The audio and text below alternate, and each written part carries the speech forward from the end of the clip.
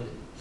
So the funding agencies come in, they review the projects, and they give their stamp of approval based on the utilization of those grants, grant compliance, and making sure that the data that the grants require are being collected. Again, those are just basically to comply with the funding of the agencies. And again, they're very narrow because they're based on what the funder, the grantor wants, not necessarily doing a comprehensive assessment, but nonetheless, the funding agencies come in and they review.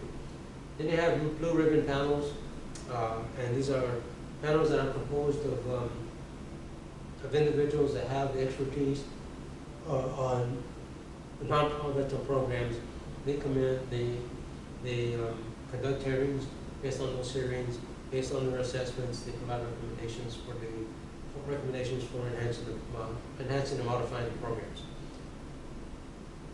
Okay, these are different types of expertise-oriented methods. Each method provides, depending on the skills of the people that compose these different teams, that provides that's going to affect the thoroughness of the review, the thoroughness of the recommendations, and the thoroughness of questions being asked. Again, if the experts that are on the team do not have the expertise and the functional ability to do this, then the scope of the assessment is going to be narrow. The questions that are asked may not be necessarily appropriate, and you may get data or recommendations that are not appropriate based on the limitations of the people that are on the team.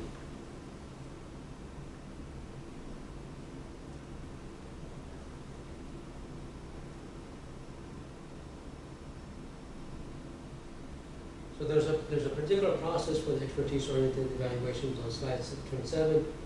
Again, they're reviewing. There's a review of published standards, of our standards. People conduct self-studies. That means their organization itself conducts an assessment. The thoroughness of that assessment, however, depends on the people that are staffing and conducting the assessment. It depends on the scope. It depends on whether a clear understanding of the mission, a clear understanding of the goals and objectives, a clear understanding of how this program and services are being actually implemented and carried out, and actually having a very good sense of what it is a good sense of what the clients need and what are their expectations. Again, self-studies are based on the expertise of the staff within the organization, and depending on who staffs it, that also determines the quality of the self-study. You have external assessors, people like me who come in, conduct the assessments. Again, the scope of the assessment may be determined by the board of directors, by the board of directors or the executive director. Again, I try to have them more comprehensive, to get a more integrated approach to program assessment, to have an integrated approach to the program and service delivery. That the more comprehensive it is, the better it is for the organization, because you look at it and everything being bundled together. Then there's site visits that are conducted.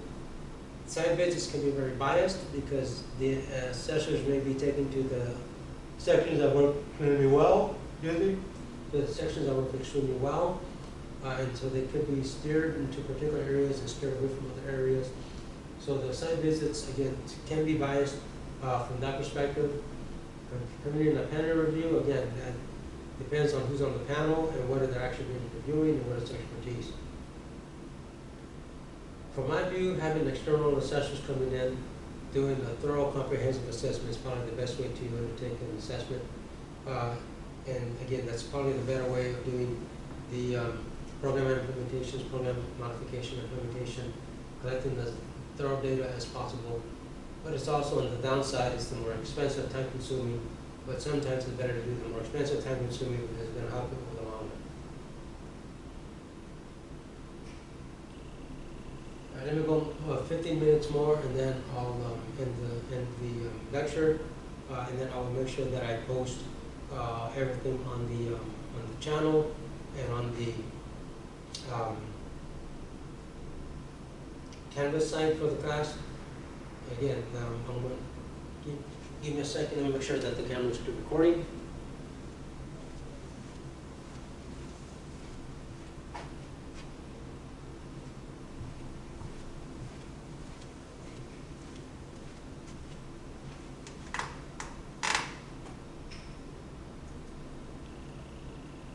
So we have the participant-oriented models, assessments. And here we want to look at the participants. Excuse me. We want to look at the participants. We want to get information from them, from interviews or from observations, in order to assess program performance and outcomes. These are the, again, going from the scale from objective to subjective. The most objective ones, assessments, again, are the management-oriented and object-oriented assessments, and the process-oriented assessments. Those are the most objective. The most subjective ones are the participant-oriented evaluations, because we're interviewing individuals, and the individuals are going to give their opinions and their views of the program and what they receive. Those views and programs may be skewed based on their interactions with the people that provided the service.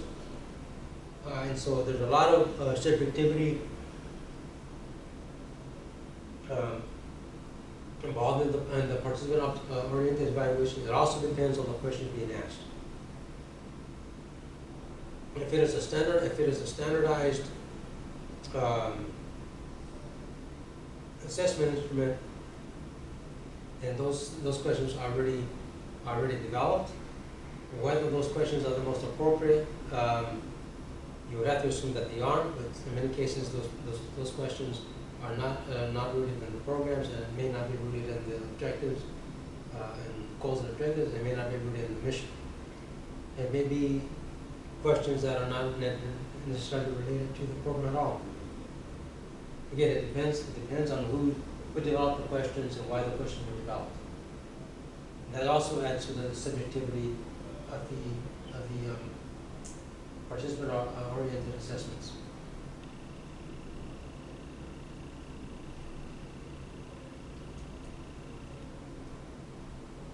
So we have several models.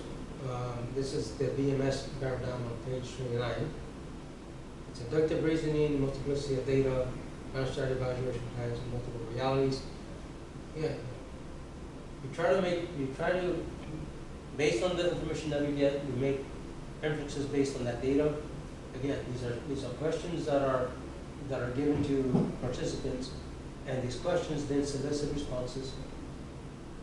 Based on those responses, we determine whether or not the participants are being served well or not. Again, these are based on what the participants tell us, because what they tell us may be biased, or it may not be rooted in reality. We come to conclusions that may or may not be an accurate reflection, representation of the services that are being provided. In order to minimize any inappropriate inferences that we make, it is best to have a large sample of participants. A large sample, it's over 50. Because the more people that you have, the more likely that you're going to get consistent responses to the questions, and you may identify those individuals that are biased in terms of having very positive outputs, very negative outputs. And so when you have a large number of participants providing information, you're going to get those responses that are going to be more common, and which basically give you the same responses, but maybe slightly different words, but the overall sentiment is going to be the same. If you have few clients, few participants, you're going to get you may get very extreme views on the positive side, on the negative side, as opposed to getting those that are more accurate if you have a large sample. You obviously have multiplicity of data because you have multiple people. You have multiple responses, and so you're going to have, but the data should converge so that you have responses that are more in line with each other. The other, you may have non-standardized evaluation plans. Again, this may be the result of having multiple people doing multiple assessments. My view is that the assessment plan should be standardized, regardless of how many people are being involved. And that standardization provides that you're going to have standard questions being asked, and you're going to solicit responses that are going to be in line with the questions.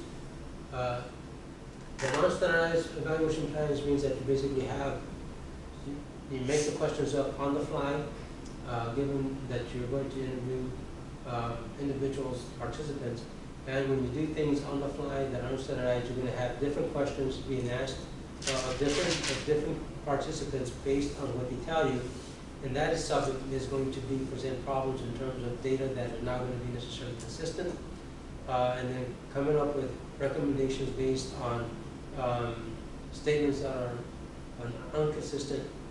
It's going to be it's going to be difficult, and it's also going to be difficult to come up with what exactly do the clients, what is the typical client actually want, or what is the typical client response to the program and service if you have unstandardized questions, and if you have multiple data that are not necessarily consistent. And again, based on the participants, you're going to have multiple realities, and when you do participant-oriented evaluations, it's better to have a large amount of participants coming in because you want to be able to get the most reliable, valid information possible. That is going to be possible if you have a large number of people that you're going to talk to. The reality of the program is going to be based on the majority of what people say. If you have few clients, you're going to have multiple responses. Some of them are going to be positive, some will be negative, some will be in the middle. So multiple realities from that standpoint is that you're going to have data that are not going to be consistent. In order to minimize multiple views or multiple extreme views, it's better to have a large sample of participants based on socioeconomic status, based multiple participants on gender, multiple participants on age, and other social characteristics, so that you get a more reliable, valid response that you would normally get if you focus on a few participants, and those few participants may be a particular age, maybe a particular gender, or maybe based on a particular ethnic group. And so, although there may be multiple realities, everything converges as the number of participants expands.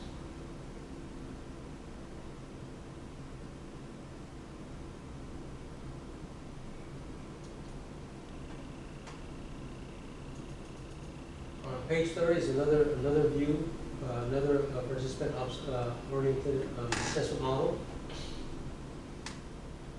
Stage paradigm gives a description of the program rationale. What was the program? Why was it established? What it's supposed to accomplish? Why is it doing it the way it's doing it? And what are the outcomes? You notice on the bullet number 2, it has intended endpoints, activities, and outcomes. This is similar to what I asked you to do for assignment number 1, but this is also very similar to the goals and objective assessment. It looks at inputs, it looks at activities, it looks at outcomes. What are the resources used to carry out the program? What do the programs actually try to deliver? How do they deliver it? And then what are the anticipated outcomes? What should the clients obtain? What should they achieve? What should they gain going through the program? And again, you're looking at this from the participant standpoint. Were the inputs of the program sufficient enough to provide an effective and efficient program? If not, then what inputs should be modified? Do you need more? Do you need more materials and supplies? Do you need more human resources? Do you need more revenue? Those are the inputs into the programs. If those are adequate, and the participants and the activities aren't very useful, then you then have to modify the activities. What in the program needs to be modified? Are the activities in class? Are the activities online? Or do you need a combination of the two? What types of exercises are given? And are those exercises relevant to the program and to the goals and objectives of what's being delivered? If we look at the participants in terms of outcomes, again, were the programs beneficial to the participants, and did the participants actually obtain something from the program? Are they better off? If they're better off, how so? And what contributed to that achievement? All of these observations should be recorded somewhere.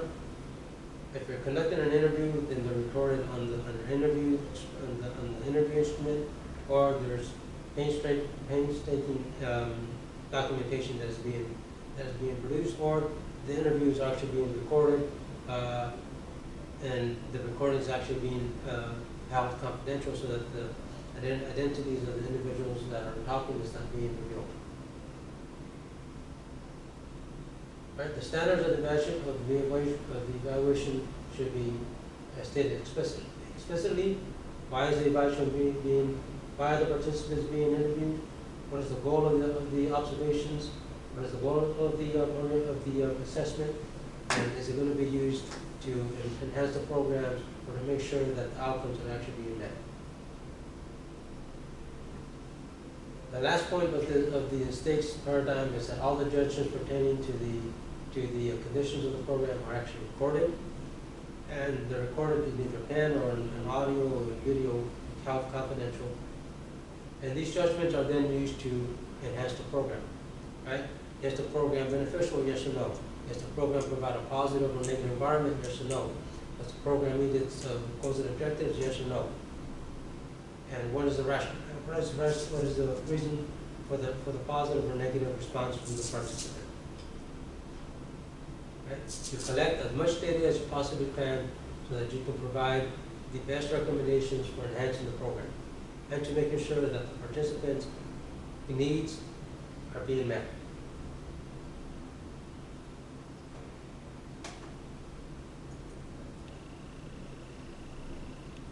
Now, I'm going to end the lecture now because it's 11:30. I'll continue this part of the lecture, slide 31 to 45 next week, because what happens is on page 32 is an extensive model. It's a responsive evaluation paradigm assessment model, which has multiple components. It's more comprehensive, but it's extremely time consuming. And then I will, again, I'll continue this lecture next week, the remaining portion, and then go through program enhancement, modification. And next week, the program modification lecture is based on everything that we've done. In order to have program modification, you have to understand the service delivery of the organization. You have to conduct an assessment, and you have to then look at the financial position of the organization to make sure that the organization has sufficient resources to make the modifications based on the assessments and based on the modified service delivery model, which is based on the first assignment. So everything then comes at the end, where everything is interrelated and interconnected, and everything should be, again, integrated. Unfortunately, as I said throughout the quarter and throughout the lectures, most nonprofits do not do this, and so as a consequence, there isn't a very thorough overhaul of modification of programs, and there isn't any real reallocation of inputs based on actual assessments of programs, individual programs throughout their organizations. So with this, I'm going to end. I hope you have a wonderful weekend. Have a good afternoon. Have a wonderful and blessed Sunday. And I will post the video and the audio once they are processed through the systems. Thank you and have a good day.